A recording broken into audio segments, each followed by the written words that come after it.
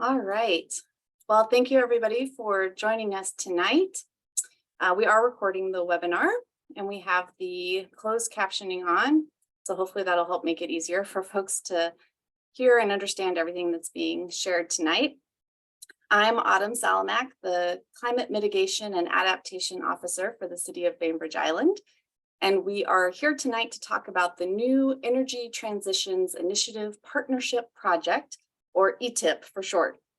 The city was selected as one of 12 communities in the country to receive technical assistance from ETIPP to help advance the goals identified in our climate action plan. We're going to walk through what those goals include and what kind of technical assistance our community will receive in the coming year, with plenty of time for questions and answers at the end. This is a webinar, so all attendees are on mute, but you can ask questions using the Q&A button at the bottom of your screen. And the webinar is being recorded and will also be available to view on the city website. Next slide. We've got a great technical assistance team that's been working with both the city and a large group of community stakeholders over the past few months on this program. As I mentioned, I'm Autumn with the city, and with me today are Katie, Molly, and Debbie from the Pacific Northwest National Laboratory, Sean from the National Renewable Energy Laboratory, and Mia and Essex from Spark Northwest. Next slide. In November of 2020, 2 years ago now, City Council approved the city's first climate action plan, which has 3 key goals: to reduce greenhouse gas emissions associated with building energy use, transportation, waste generation, and more, to ensure our community is climate savvy and can withstand the impacts of climate change, and to inspire community action and partner with local and regional organizations to take meaningful and equitable actions to address climate change. As you can see in this graph, energy use is the largest source of our community greenhouse gas emissions. Our most recent greenhouse gas inventory indicated that 53% of community emissions come from electricity generation. All of our electricity on the island comes from Puget Sound Energy, which currently contains a combination of coal, natural gas, hydropower, wind, solar, nuclear, and other fuels in their electricity fuel mix. While the Washington State Clean Energy Transformation Act requires the state's electrical supply be free of coal by 2025, carbon neutral by 2030, and 100% carbon free by 2045, we've got a lot of local interest in getting to 100% renewable electricity on the island sooner rather than later. Next slide. At the city, we currently have solar panels at City Hall and the Waterfront Park Community Center, and we purchase 100% green power through PSC's Large Volume Green Energy Program, which is sourced from a mix of 91% wind and 9% biogas.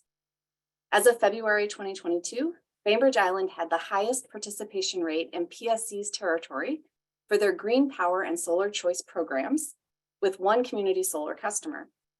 And I just heard from PSE that at the end of last year, we had 419 net metered solar customers on the island, which was an 8% increase in solar customers compared to February of 2022. Next slide. Now that's all good news, but we need to do a lot more to reach the goals outlined in our climate action plan. That plan has a goal to achieve 100% renewable electricity usage on the island by 2040, which would be 5 years ahead of the state mandated goal. To achieve that goal, we need a clear sense of what options are technologically feasible and what kind of lift would really be required to increase renewable energy installations on the island and or off the island that we could potentially tap into for our electricity supply. Our climate action plan also includes a goal to create energy self-sufficiency for emergency preparedness and to increase energy infrastructure reliability and resilience in a changing climate.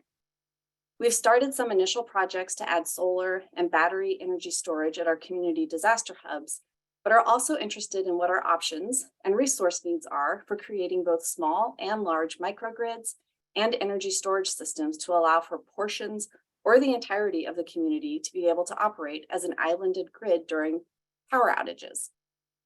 These are the topics that we submitted to the Department of Energy earlier this year in our application for technical assistance through the ETIPP program, which is what we're going to talk about tonight to help you understand what that program really contains and what kind of technical assistance is going to be made available to our community in the coming year. And with that, I believe I am handing it over to Sean to talk more about ETIPP. Yeah, thanks, Autumn. And thanks everybody for listening in tonight. We really appreciate it. Just want to give a quick overview of the ETIPP program. So as Autumn said, it stands for the Energy Transitions Initiative Partnership Project. We are in our second round of ETIPP. So the map that you're seeing in front of you is both round 1 and round 2 communities that were selected. It is a competitive process. So we had far more applicants than we are able to fund through the program. And so Bainbridge was one of those fortunate enough to be selected because of the great application that they put in and the great opportunity that you have there on the island. The program is funded by the U.S. Department of Energy. NREL is the managing lab of the program, but it is a partnership of labs to implement the program. So Pacific Northwest National Lab, the Sandia National Laboratories, and Berkeley National Lab as well.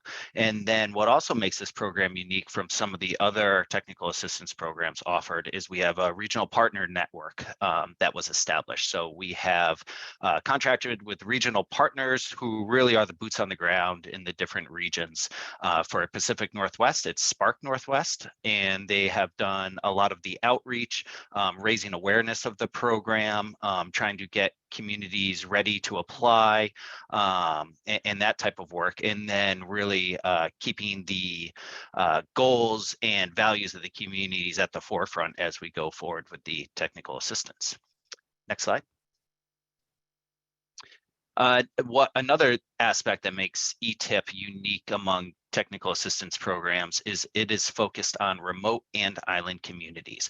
And the reason for that is because of the interesting energy challenges that those communities face, from aging infrastructure to climate change impacts and reliability issues in power.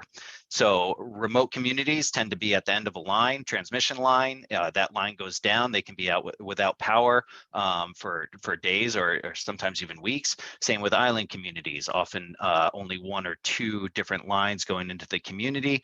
And if something were to disrupt that, you can be without power for a while. So we are focusing on increasing that energy resilience and reliability. Next slide. And this is just a snapshot of the different entities involved. As I said, NREL, or the National Renewable Energy Laboratory, that is where I work, and I am the regional lead for the Pacific Northwest. We have different regional leads throughout the country.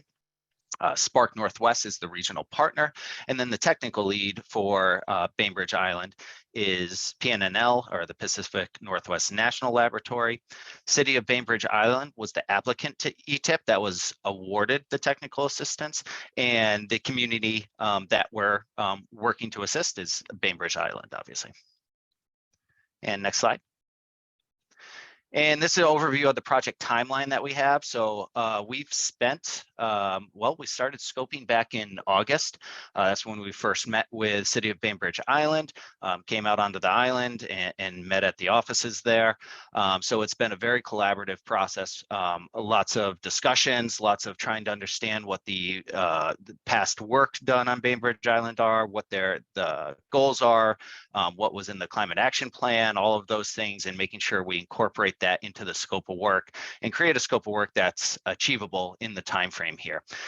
So we're just now kicking things off. We expect the technical assistance to take between 12 to 18 months.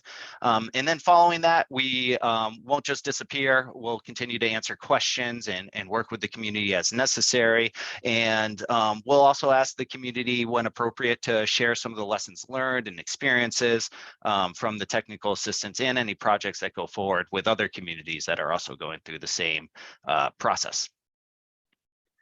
And that is my last slide. So with that, I will hand it over to Katie. We're actually going to hand it over to Molly. Oh, I'm sorry, to Molly. No worries. Sorry, Molly. Thanks so much, Sean. My name is Molly Greer. I'm an environmental engineer at PNNL, and I am co-leading the technical part of this project alongside Katie Arkema. I'm going to dive into a couple more of the technical assistance details that we've worked to develop alongside the City of Bainbridge. Next slide. So just like Autumn said, we really noticed that the city of Bainbridge has these two really big goals. First is the 100% renewable energy by 2040, an ambitious goal 5 years ahead of the state mandated goal, and then also to increase energy resilience. And we work to define these two goals with the city of Bainbridge. So if you'll go to the next slide, I'll give you a little more definition. 100% renewable energy means that anything that Bainbridge Island has plugged into the electric grid is going to be powered by renewable energy, and that includes a bunch of different sources like wind, solar, marine, geothermal, biomass, hydropower, others, and all of these can be explored in this technical assistance project. And even with this goal, there's definitely other sectors that are going to need to be decarbonized. That might be transportation, ferries, or heating, and that's definitely still part of Bainbridge Island's goals and climate action plan, but not necessarily the goal of 100% renewable. Next slide.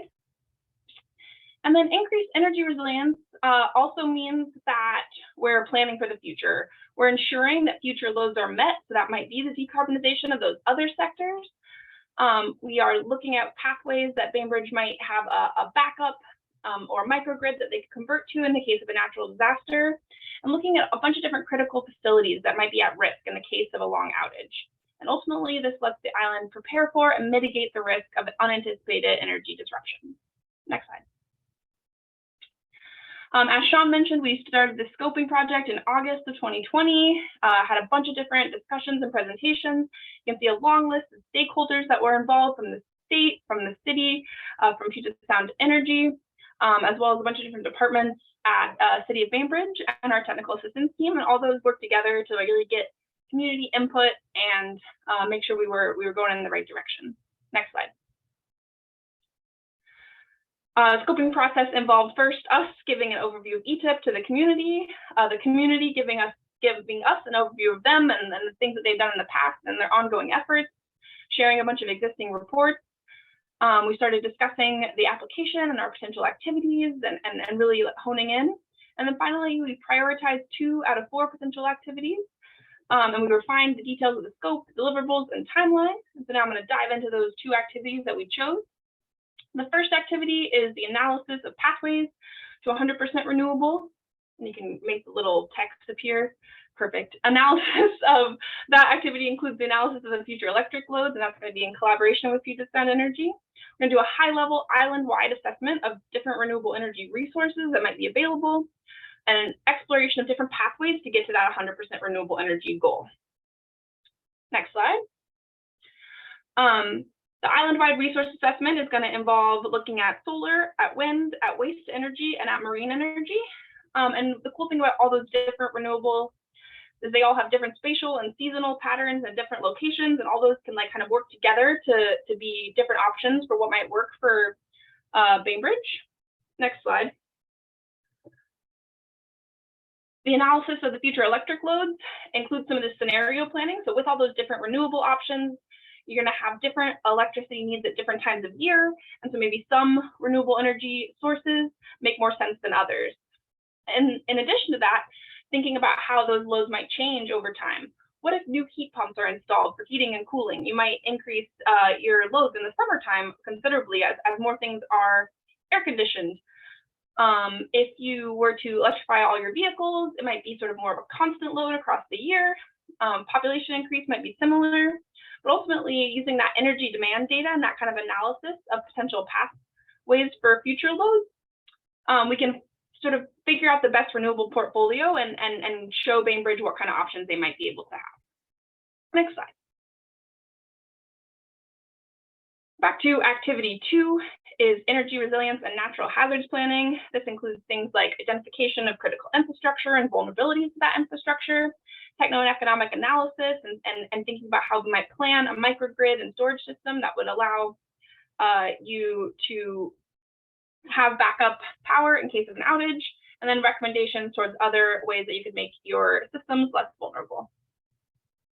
Next slide. Again, the natural hazards could be things like sea level rise, extreme precipitation, extreme wind, heat, or fire.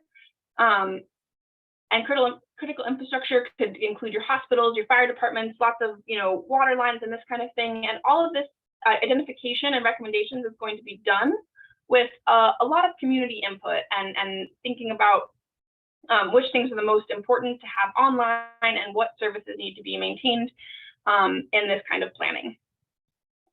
Ultimately, we'll have recommendations towards additional energy resilience measures that can help the City of Bainbridge plan for these future events. Across both activities, we're going to have a three-part analysis approach. The first part is data collection. So we'll be asking Bainbridge to provide existing sort of spatial analysis or different kinds of data that they might have, different reports. We will do analysis on those kinds of things, and this can be a little bit of an iterative process. And then finally, we'll do lots of engagement. We're planning for 2 to 3 site visits where members of our technical team will come out and see, on the ground different things that we might be looking at. We also will continue our bi-weekly virtual meetings with the core team that includes Autumn and the stakeholders that she brings in, and planning for some broader stakeholder engagement and community meetings and workshops, the first of which is this one.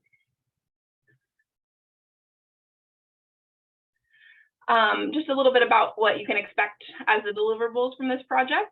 We're hoping to provide GIS layers of the different renewable energy resources and their potential on Bainbridge Island. You'll have this report on these renewable pathways that includes that future load analysis, as well as sort of the seasonality of those different renewable resources. Another report on the critical infrastructure assessment and some potential things that you can do to increase your energy resilience. And finally, a slide deck sharing sort of a summary of all those final results. And I think the next slide shows this website that Autumn set up where you can find ongoing information about this project. And I think after that, we're excited to answer any questions. Yeah, thanks, Molly. I was just going to add in there. So on the city website, we do have this new ETIPP page where you can find more information about the scope of work for the project. We'll have the recording up there. We'll also have information about any future public engagement opportunities. And you can also reach out to me at any time if you have questions. As you saw on one of Molly's slides, we've had a really active stakeholder engagement process as part of developing the scope of work with the fire department, Parks and Recreation, the sewer district number 7, the school district, WashDOT, the ferries, Bainbridge Prepares. It's just been a really, really great, robust set of communications and conversations around this topic. So we're really excited to see where the technical assistance goes and what sort of pathways are identified so that hopefully we can then plan for our next budget cycle. And when we do our next update of the climate action plan, to say, here are some very specific things that we really want to dedicate resources to try to advance our understanding of renewable energy options and actually getting some of those installed. And I know we have at least one person from PSC on the line, and I'm wondering if somebody from PSC would like to raise their hand. I can let you talk. Because I do have a question that came in just asking about what the role of PSC will be in this program. But Sean, Katie, Molly, you're also welcome to share thoughts on that. They have been very active participants thus far in developing the scope of work, and they were actually the ones who reached out to me to say, hey, we heard about this ETIPP program. Maybe the city of Bainbridge Island actually wants to submit an application for it.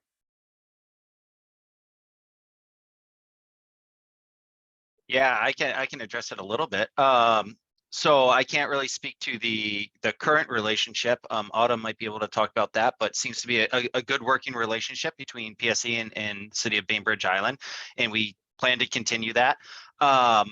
Obviously, because PSC is the main energy provider to City of Bainbridge Island, will be coordinating with them on some of the work that we do and some of the planning that we do. For a lot of it, though, so a lot of the work that we do is resource assessments, which that that is going to be done on its own. That's looking at the feasibility, both technically and economically, of different technologies, renewable energy technologies for the island. So more when we get to the feasibility of implementing different things, what policies are available, the different plans that PSE has for their entire network. There will be need to be close collaboration there as well. And I see Christine from PSC has raised her hand, so I'm going to allow her to talk to respond to that question as well. And then Christine, just so you know, there was another question that came in asking how involved is PSC at this point and going forward? Has PSC committed to providing data to the project partners? Hi, Autumn. This is Christine Nahn. I am the local government relations manager for Puget Sound Energy.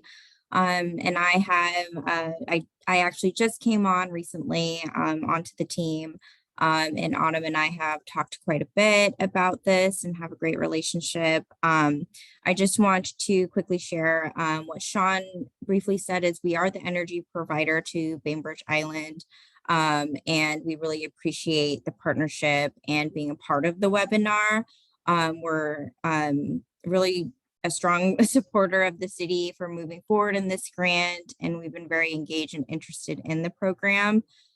We both very much, along with the city, have a desire for the system on the island to improve. And so we're really just looking forward to being partners and helping maximize the city's dollars on renewable programs. So, we're excited about the program, working together on it, but we are the energy provider. And so we're just, the experts are here, they're doing the work, but we're also just here to be collaborative. So thank you.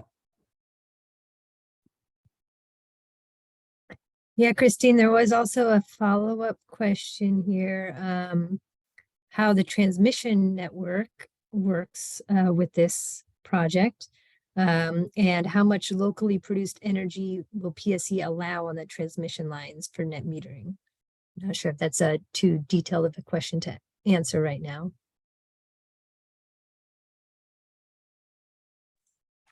So that is a question that I'm going to have to get back to you all on. I don't know the depth of that answer or that question, but can certainly loop back with Autumn and share that out. I think that will be an ongoing thing as well. We're going to be looking at what is the potential for how much energy could be produced on island. And then I think once we have a better understanding of that and what Bainbridge Island would want to pursue, that's when those discussions would happen. Great. Okay. There was another question that came in maybe for Molly. Will there be cost estimates for the different pathways selected and potential resources to pay for those pathways? Yeah, on previous ETIPP projects, we've definitely been able to identify some potential grant opportunities that communities can search for afterwards. And sort of as we continue to sort of support the communities even after the technical assistance is over. We do try to provide cost estimates for different pathways. Some of that's kind of far in the future, and new technology, cost estimates might not be perfect, but that sort of getting community feedback on which scenarios and which way of investing the money that they want to do is a big part of analyzing these different scenarios and getting the community sort of buy-in and strategic planning. Great. And I also wanted to add, as far as Spark Northwest's role, we're really here to support the community even after the ETIPP technical assistance is done. And that includes, paying attention to different grant opportunities that are out there, and just it's helpful for us to know what's in the plan so that we can identify grant sources that might match up with actual implementation. And Sean, there was a related question for you. What's a DOE's role after the final report? Yeah, so DOE's role, so DOE is issuing a bunch of funding announcements in 2022, they issued some, and in 2023, we expect a lot more to come out. These are results of the bipartisan infrastructure law, as well as the Inflation Reduction Act.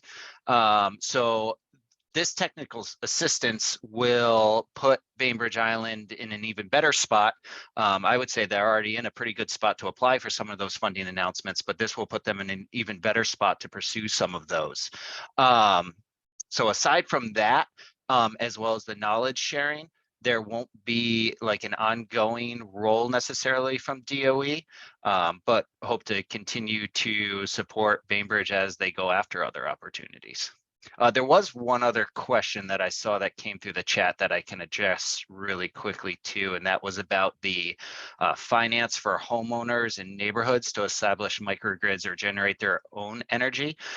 ETIPP doesn't provide any funding directly for purchasing or implementation of the equipment. However, the potential to produce distributed energy at the homeowner level is something that I think will be included in the resource assessment. And there are funding opportunities that homeowners can take advantage of. And as we're going through and looking at different pathways, I think some of those policies and incentives will come to light and be documented. Mia, I just was wondering if I could follow up on the question about DOE's continued role in the project. I'm actually relatively new to PNNL. I'm also an affiliate faculty at the University of Washington. And before I took my job about 1.5 years ago at PNNL, I actually didn't have the greatest sense of what the national labs are and what we do. And so I just thought it might be helpful. I'm not sure if in that question, the person was sort of thinking about the national labs as part of DOE, and it might just be worth saying that the labs are actually distinct research entities. So we're operated and we do receive a lot of our funding from DOE, but many of us are scientists and engineers that continue to work on various projects related to these issues. So we're not just gonna sort of like disappear at the end of this technical assistance. We do have to be conscious about funding that we have to support our work, but we care really deeply about these projects. So I imagine us continuing to have back and forth with the city of Bainbridge Island, and also potentially looking together for future opportunities that we can apply to. So just in case there was more to that. Thanks for making that distinction, Katie. It's a very important distinction. Yes, the labs will continue to provide support, answer questions as needed. In Bainbridge, ETIPP is also actually a program that can be open. A community can apply more than once. So in the future, if there's other technical assistance questions that they would like to answer, you could always apply again. And there's other programs with different focuses as well. Great. There are a couple questions that came in about marine energy and tidal. How viable is that? And, you know, which one of these renewable resources are reasonably expected for Bainbridge Island? I can take that one. Tidal energy, we have some like really broad brush resource analysis throughout the Puget Sound. There's definitely some hot spots in the Puget Sound, like some down by Tacoma Narrows and up closer to Admiralty Inlet. Sort of whether or not Bainbridge would want to like pursue, you know, getting one of those permitted and that's close enough to the island will just be something that we'll do in like the cost estimates and that kind of thing. It's definitely a technology that is emerging and not necessarily ready right this second, commercially and grid scale ready. But by doing this analysis, you know, if it becomes ready in the next 5 years, Bainbridge will know exactly, you know, where they might want to pursue and if that's feasible with the resource.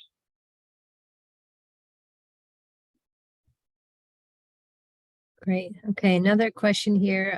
Can you speak about the balance of on-island versus off-island renewable energy generation? And will the analysis look at what's feasible on-island?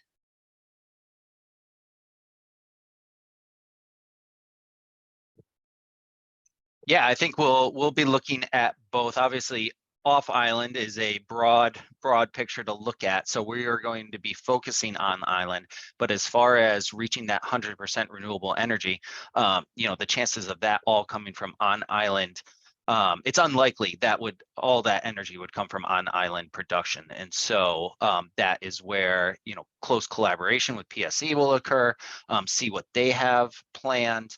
And I see the other question about possible partnerships with other cities, making those discussions and connections and looking for potential project possibilities that are off island as well. And maybe it's worth saying now that one of the things that we plan on doing is having some community workshops that will involve understanding better what these different options are that the community of Bainbridge Island wants to consider. And so our goal with this project is not necessarily to be providing the sort of best answer or final recommendation, but instead to explore a set of pathways that sort of combine different ideas that you all are bouncing around, and then use our analysis and our data to help illustrate possible outcomes of those different pathways. So really, if you're interested in exploring some of these things, we're going to do our best to try to incorporate that in the analysis. Great. Okay, Katie or Molly, as far as projecting future electric load growth, will we be looking at the electrification of the transportation sector, including ferry electrification? Yeah, ferry electrification definitely came up as we were in our scoping process, and I think we decided not necessarily just to focus on that, but in anticipating future loads, that could easily be one of the scenarios that we sort of think about how much energy was necessary to do that. How much does that increase the load on Bainbridge? There's actually a bunch of different ETIPP communities that are interested in ferry electrification. You might not be surprised that lots of islanded communities have ferries. And so I've kind of identified that as one of those potential like kind of cross-community learning things that we might be able to do. And I think if that happened, Bainbridge would be a part of it for sure.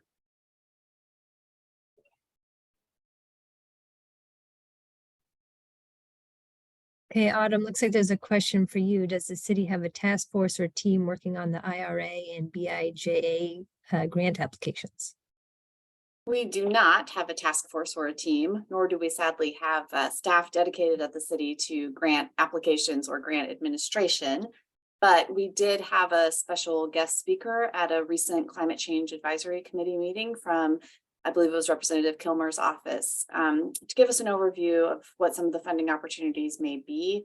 And so we're keeping a close eye on what opportunities may come up, specifically related right now to vehicle electrification, but looking at whether or not there might be some renewable energy opportunities.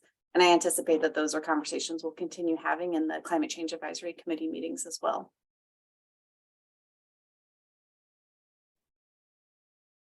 Great. Okay, there's a follow-up question for PSE. Would PSE provide public data to ETIPP or also non-public data?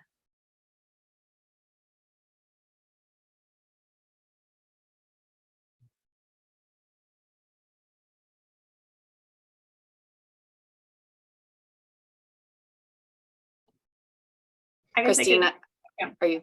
Right, I'm here. Sorry. So we have been providing, you know, as much data as we possibly can. I shared some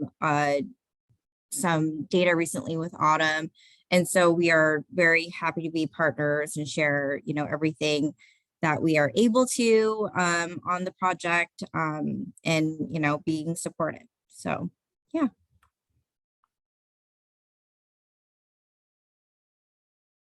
Great. Okay, next question here. Based on what has been done elsewhere, how much of the base peak load might be generated on island? Yeah, so that's too far down the road for us to be answering right now. Hopefully, that is something we'll be able to answer at the end of the technical assistance. And I don't think it won't be a one size fits all answer.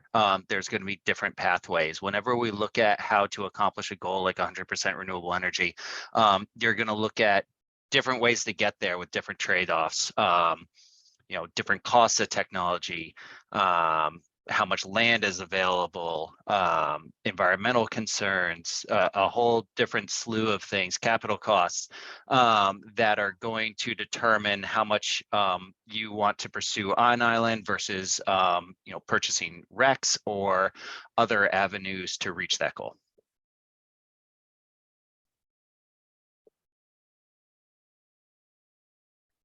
Okay, Molly, are we looking at the 12 emergency preparedness hubs that were identified, and what they might need in terms of electrification? Definitely, yes. We might identify one or the other to really focus in on and do this sort of microgrid battery storage single thing, but definitely building on what folks have already done with that planning. Great. And then Molly, while we have you, could you address energy efficient on the island? It's every bit as important as renewable production. Is energy efficiency included in the analysis? Totally agree. I don't think that we have too much energy efficiency analysis in our thing. The only thing I'm thinking about is sort of like electrification of like home heating, which is sort of an energy efficiency upgrade, which we would anticipate in some of the future load planning. Maybe Autumn can speak more to other city efforts. And just to add on to that, if this was an unlimited technical assistance program, we would certainly be looking more at energy efficiency. Energy efficiency is typically the first step we would take when looking at how to achieve a goal like 100% renewable energy. However, for this technical assistance, we're going to look at the energy pathways. But having said that, you can always reduce the energy demand, and the first and cheapest step typically is to reduce the energy demand through energy efficiency.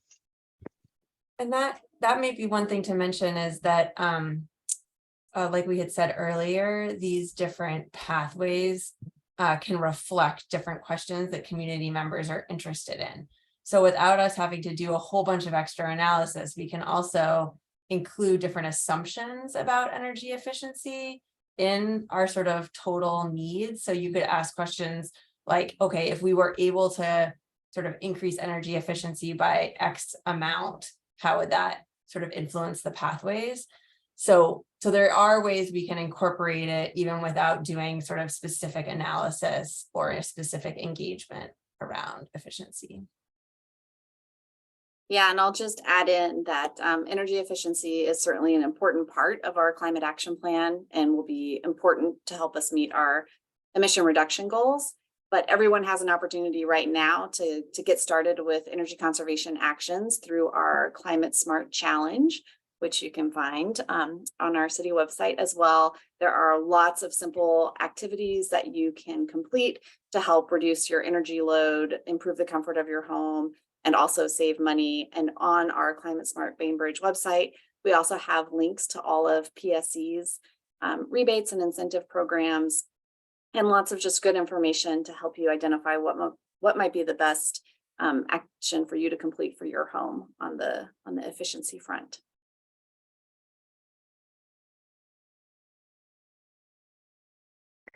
Okay, next question was about thermal storage at the emergency hubs.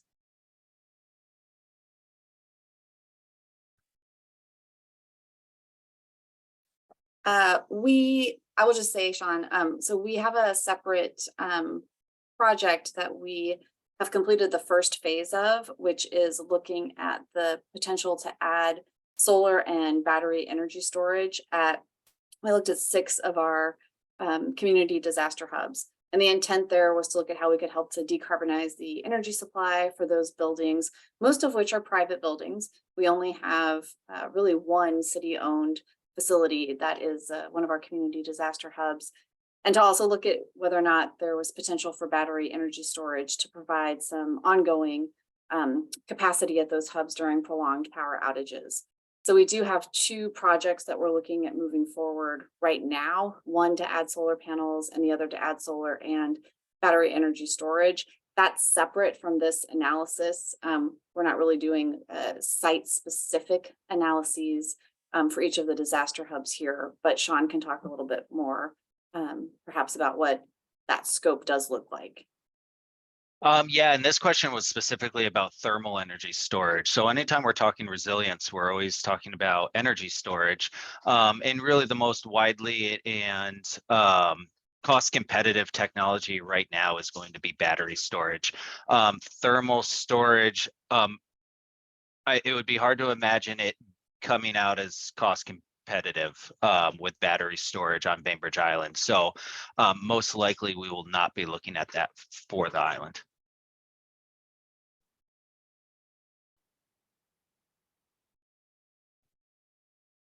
I'm not sure if this would be useful, but one thing I often think about in any kind of development planning is that we can look at a particular snapshot at a particular time, like our goal around 2040. We can also look at sort of like sequencing of different actions and investments.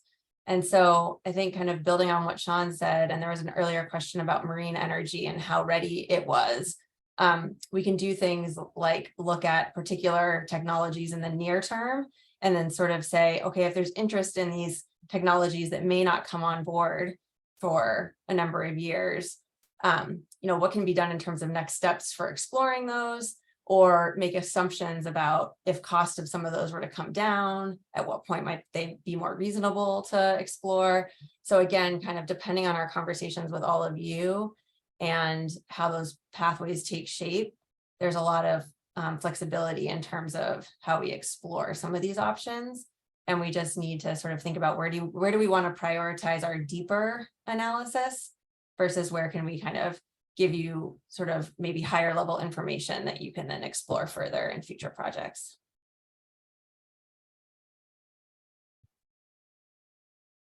Great. Question for Katie or Molly, will you provide a range of climate scenarios and how that impacts load costs, et cetera?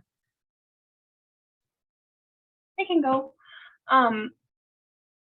I don't know exactly how many scenarios we're going to end up doing, but I suspect that like one of them would include things like, again, I said heat pumps, and maybe that would have the assumption that it'd be hotter summers, more air conditioning.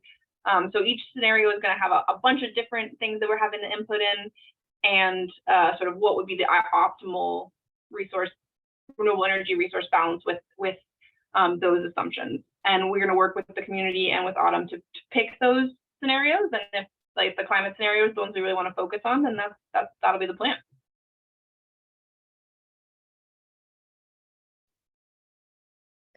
Okay, and are you integrating the Washington Clean Energy Transformation Act goals into the analysis? I'm not familiar with that. Is anyone else? Yeah, that's the requirements for the electrical utilities to be off of coal by 2025 and 100% carbon neutral by 2040. So it'll be looking Yes. at how PSC's mix will change during that time frame as well, independent of any efforts that we are undertaking. Yeah, exactly. And so we will be incorporating that with PSE's feedback on how they plan to meet those goals. But Bainbridge Island's goals are actually more aggressive than the state ones. So it's good.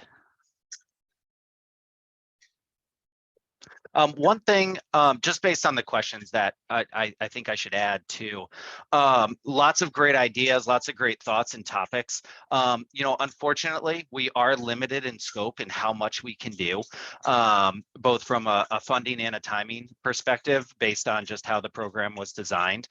So again, we have about 12 to 18 months. And there's a set amount of funds that we're able to spend on the technical assistance for each community. So want to continue to hear ideas of different technologies, different things that folks are interested in.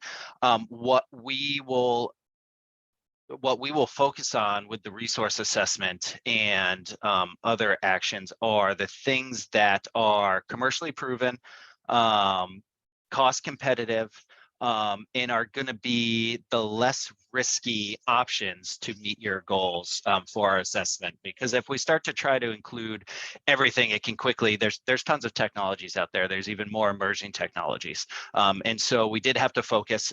We did have to eliminate some things from the scope of work in order to be able to accomplish everything in the time frame and funds that we have.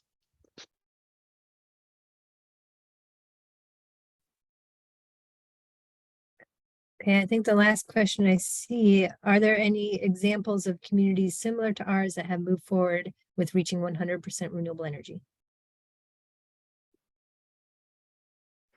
I'm not aware of any that have actually reached 100% renewable energy. I would be willing to bet there are some that are further ahead towards reaching it, but I don't know of anyone in the US that has achieved that. There's a couple there's an island nation that has achieved 100%. And then there are some places that occasionally on very windy, sunny days hit 100%, but I don't, not too many examples of folks that are 100% renewable energy all the time. I don't know if anyone else is aware of any. I was just going to say that there's definitely communities interested in it in the way that Bainbridge is. So we had a lot of interest in our ETIPP applications in increasing the portfolio of renewable energy resources for particular islands and islanded communities. It might be worth mentioning that the other community that received funding here in Washington State is the Makah tribe. And one interesting thing that we've seen is that both Bainbridge and the Makah are very interested in these two goals of advancing sort of on-site renewable energy generation and resilience in a very intertwined way. Not surprisingly, the tribe talks about that first goal more in terms of energy sovereignty and less in terms of energy, renewable energy. But there's a lot of sort of similar questions that are being asked, and it's not just here in the state of Washington, it's across all the ETIPP communities in the US.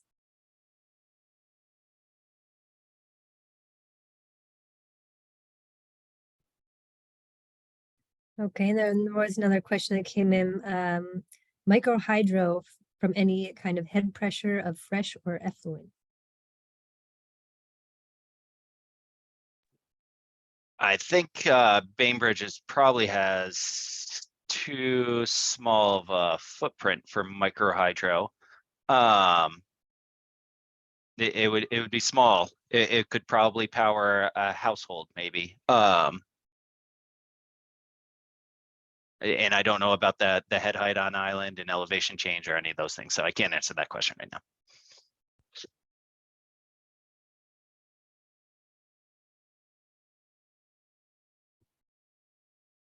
And then Autumn, I think you answered this, but maybe you want to address it again. Are there other taxing districts on Bainbridge Island, schools, parks, et cetera, involved in the project? Yes.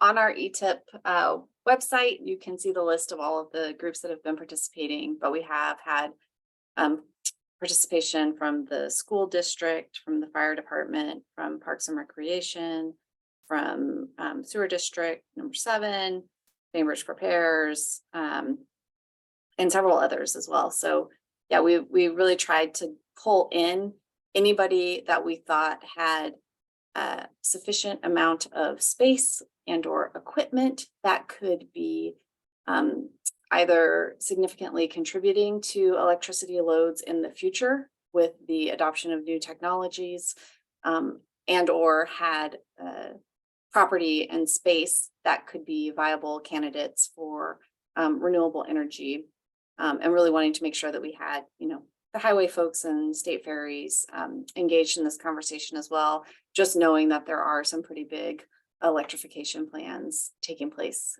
with them as well.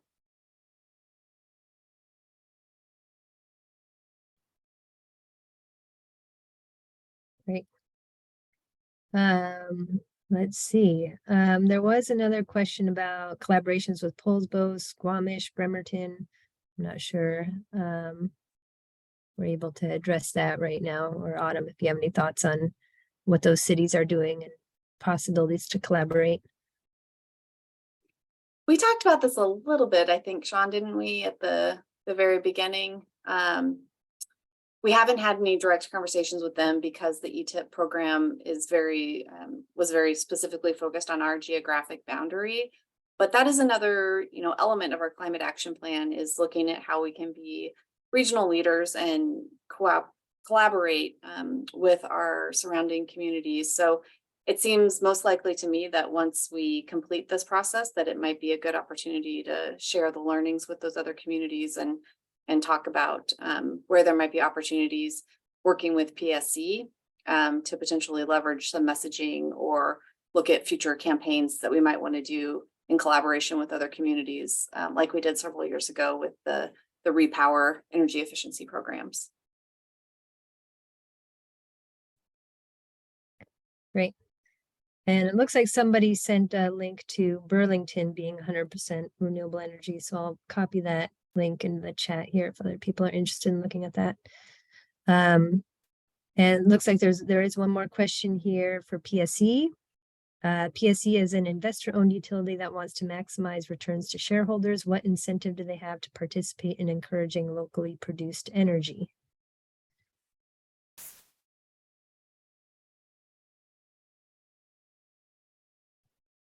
I was going to say like state mandates and federal mandates to allow net metering to happen, but maybe not too much past that.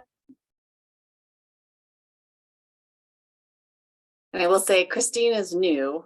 She's only been on board for a short period. So we've given her some tough questions to try to respond to. So totally okay if she doesn't have a response on that one.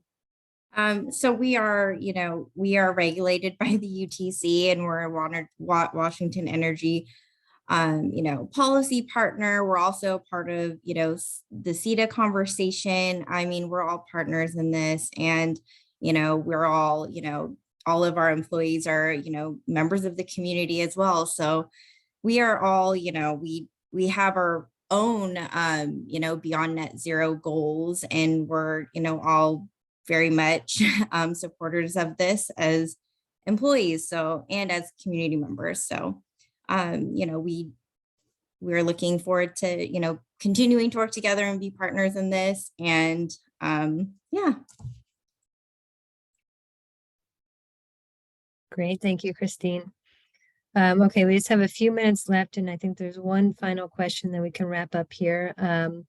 Because of the duck curve, California has had to curtail solar rollout. Is our area likely to have such a problem?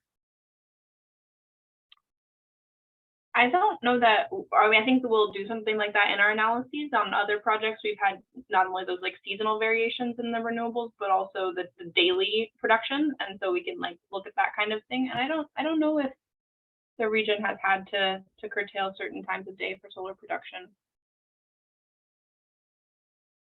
Yeah, the duck curve becomes an issue whenever you hit high penetration of renewables, variable renewables. And so we're not there yet. It is an issue that would come up as we reach higher and higher levels of solar. But, folks are working on solutions for that. And I think by the time we get there are known solutions for that, such as a lot of redundancy at different sources of energy, battery to balance things out. So those will all be things considered.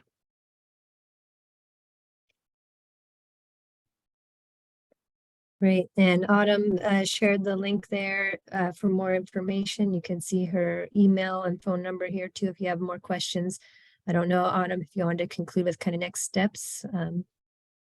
Sure. Yeah. Well, thank you so much for joining us tonight. It was great to have such a good turnout and to have so many, robust questions come up. This was a really good conversation, and I think just points to how interesting this technical assistance program is going to be.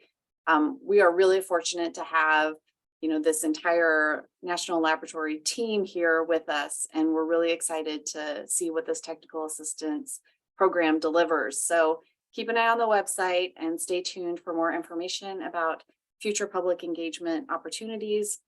I think in the next couple of months, we're really going to be focused on data collection. So I'm going to be reaching out to various stakeholder groups around the island to get more information and help Sean and Katie and Molly and company start undertaking their analysis.